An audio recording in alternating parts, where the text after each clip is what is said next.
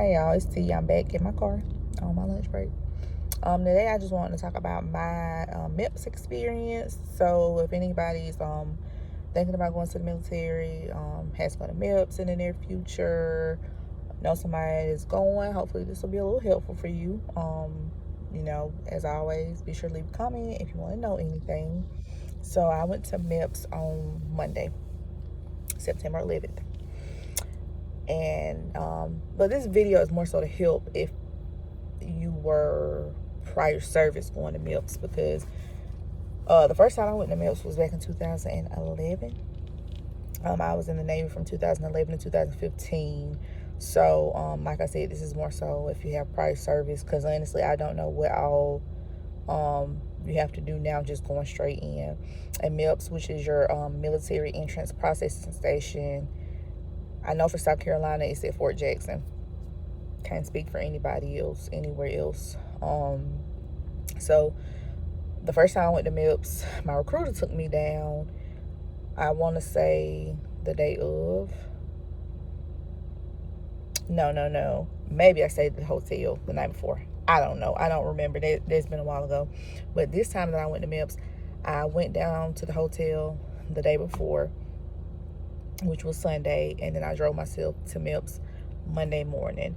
So, I got down on Sunday. I checked in about 4:30, 5 o'clock.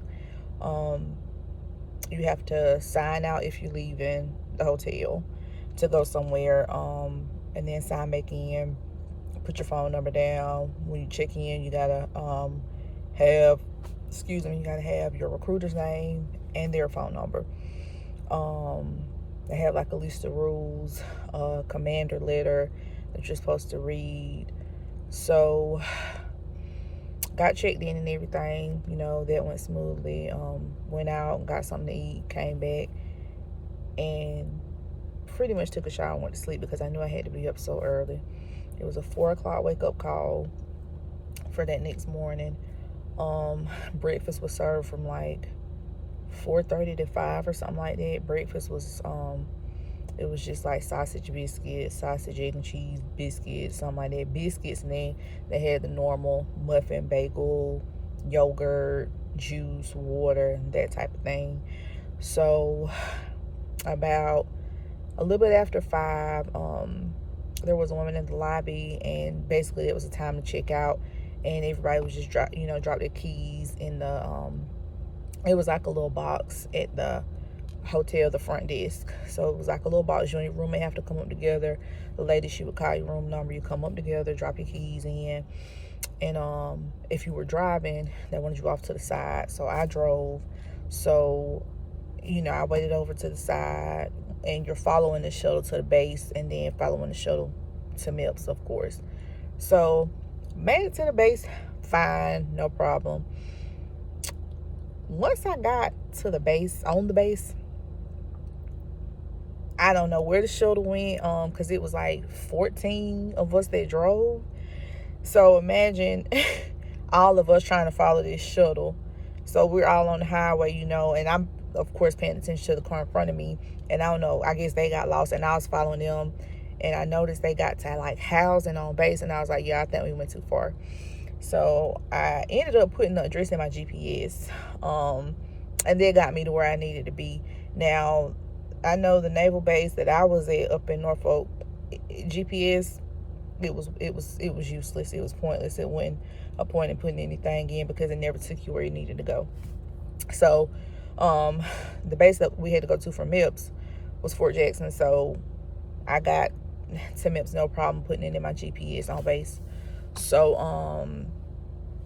got to base about 5:45, maybe, probably a little bit before that. I got to MEPS a little late because I got lost, as I just said. So I got there. My recruiter had told me make sure I take my social security card with me, because a lot of the stations you go to, or most of them, they'll ask you for your social security card. Now, one girl that I was talking to before, when I was in the hotel having breakfast, said she didn't have her card. She just had a copy of her card on the paper. So I'm guessing that she used that. I could be wrong, but she seemed to have made it through the process just fine with just that sheet of paper. But make sure you got your social security card if you can remember. So I got there, had to check, had to press the button at the front door and tell them what you're there for. They'll let you in. So I got in and I had to check in like, hey, I'm here. I got here a little late, blah, blah, blah. So they were like, hey, go to the Navy office, let them know you're here. So I went to the office and then they told me, hey, go back out and stand on the Navy flag and they'll get you checked in. So they got me checked in. Then I had to go to upstairs and check in at another control desk. So we waited, and the first thing we did was, before we did the breathalyzer, we did like a briefing, like to let you know what to expect while you were at MEPS. Don't act the fool, that type of thing. So we sat there, we did the breathalyzer. After that, we went over to, I think we started, well, the females, me and this one other girl, we had to go to do urinalysis first. Not urinalysis, but basically. So I don't know if they called it urinalysis, and that's why I'm saying it, but basically to do a drug test and a pregnancy test. So that was the first thing. They try to tell you, hey, if you gotta pee, do it first thing you get when you get there, so that when it comes time for you to pee, you can pee and get it out the way. So we did that, and we also had to do vision, hearing. All we had to do, get blood taken for HIV testing, and then your history and your physical. So did the urine, then we got the blood taken for the HIV testing, and then I went to hearing, and then I went to vision, and then after that, I think I went to see the doctor for the physical.